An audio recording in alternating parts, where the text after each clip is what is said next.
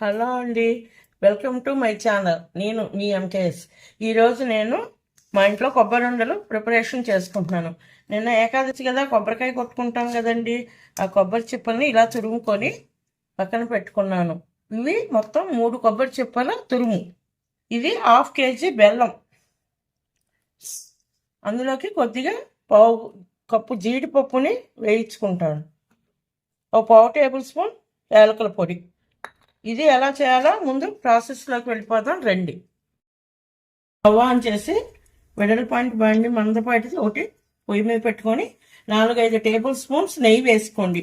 అందులో నేను ముందుగా కట్ చేసిన జీడిపప్పు పలుకులు వేసి ఒకసారి దోరగా వేయించుకోండి.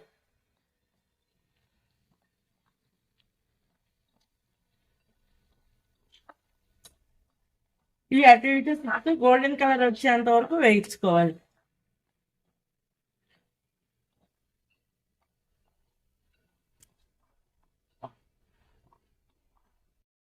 ఇదిగో ఇలా నేను ఈ జీడిపప్పు పలుకులన్నీ ఇలా వేయించుకొని వేరే బౌల్లోకి ట్రాన్స్ఫర్ చేసుకుంటున్నాను.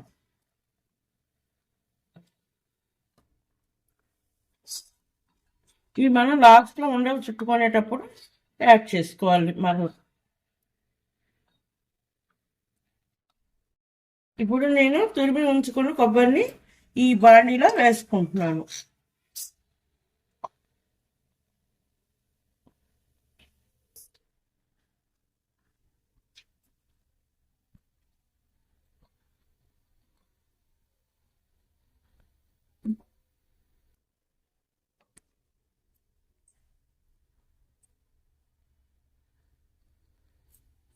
ఇప్పుడు దీన్ని అటు ఇటు తిప్పుతూ ఈ నెయ్యి బాండీలోనే కొంచెం అడుగు నెయ్యి ఉన్నా పర్వాలేదు, మనకి ఇట్లా కొబ్బరి వేసేసుకోవాలి.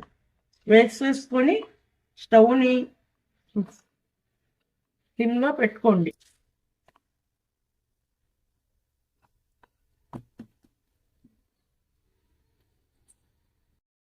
కొబ్బరి కొంచెం వేగిన తర్వాత నేను తురిమి ఉంచుకున్న బెల్లాన్ని యాడ్ చేసుకున్నాను. బెల్లం నేను 1/2 కిలో తీసుకున్నాను.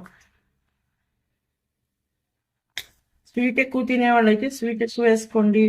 వద్దు నార్మల్గా తిందామంటే నార్మల్గా వేసుకోవచ్చు. నేనైతే మటుకు 1/2 కేజీ బెల్లం కూడా తీసుకున్నాను.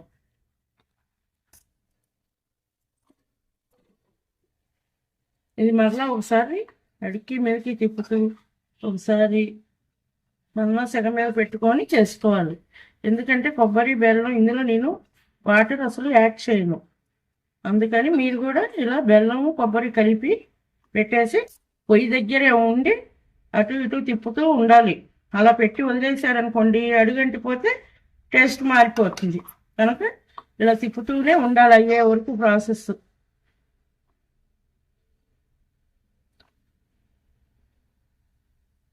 కొబ్బరి బెల్లం కలిపి పొయ్యి మీద పెట్టుకొని అటు ఇటు తిప్పుతూ వేయించేసరికి నాకు పావు గంట టైం పట్టిందండి. ఈ పావు గంట టైము మనం ఇలా తిప్పుతూ కలుపుతూ దగ్గరే ఉండి వేయించుకుంటే ఇలా ముద్దలాగా వచ్చేస్తుంది.